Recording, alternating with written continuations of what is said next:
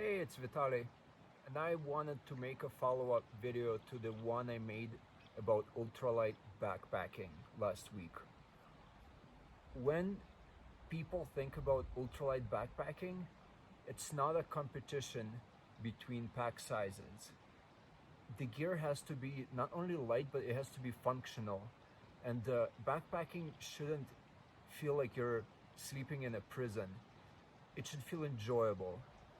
If your gear is super light but you're not enjoying yourself in the backcountry, there's really no point of going, and you probably will not want to get out here as much as you would if you brought comfortable gear, especially if you're not backpacking 20 miles into the backcountry or traversing some sort of a ridge where your life depends on how light your backpack is.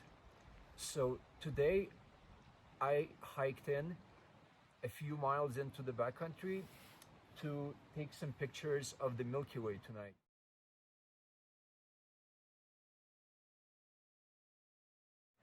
And I brought my camera gear, and today already I did the north of Bear Creek Spire car to car. And I will probably include some footage of that climb into this video just for fun. But during the ultralight video, there was a lot of gear scattered on the ground in front of the camera, and it was probably confusing to why was it there. I never got to it. I never got to talk about it. So today I have some extra time, and I might as well discuss what I bring backpacking and why I choose some gear that is heavier than other gear.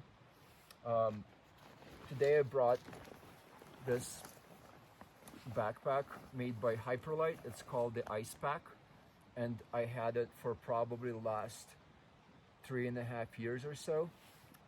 It's been through a lot, as you see, and it weighs under 2 pounds, especially after I cut off a bunch of extra straps that I don't really need. So I brought a nice warm sleeping bag. It weighs about 2 pounds. It's called Igneo 17 Fahrenheit, and it's made by REI. I brought this red shell jacket for no good reason aside from I wanted to have a subject for my photography. And for photography, I brought Nikon camera, which is kind of heavy. It's a full DSLR camera, and I brought 2 lenses. One of them is a bazooka, as you see. So obviously my gear will not be very light. I weighted the whole backpack in the parking lot earlier, and it was approximately 24.5 pounds. For air mattress, I brought Aircore Ultra by Big Agnes. It feels like car camping. It's not super heavy, but it's definitely not light. One thing about it is that if you are bringing this mattress, you will not need to bring something to put underneath it in order to protect it from popping. Thermalrest Uber lights pop all the time. They are not durable. They pop as frequently as cherries get popped in high school. They are not durable at all. And even though I would bring that mattress on a technical ridge traverse that would, take a while, I have to fully accept the risk of it getting popped and me sleeping on the ground for the rest of the trip. For the tent, I brought the new Black Diamond Highlight because why not? I'm not gonna be camping too far from the road. There's no reason for me to stay in the BV sack. I would bring a bottle of wine tonight, but I did not have any wine. So, and this is my pillow, C2 Summit, Aeros Ultralight. It's still light. I brought a battery, a charging battery, a spoon, case for the camera, some really good food, hopefully. I haven't tried this pad thai with chicken, but hopefully it's good. Turkey jerky is really good. Baby bananas from Trader Joe's. Actually, I had a salad already. Coffee, different electrolytes. And I actually ended up with 2 headlamps because I wasn't sure if I already packed one, so I just threw another one in.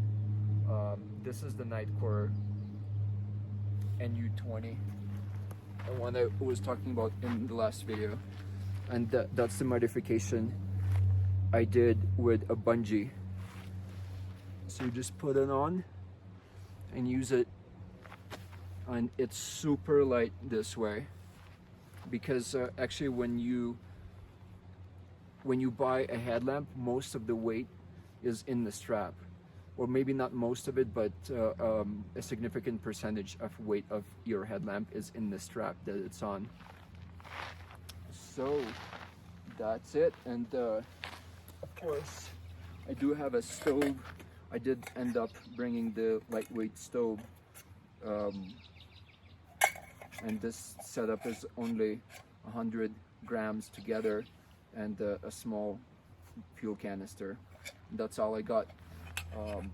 But yeah, let me just stress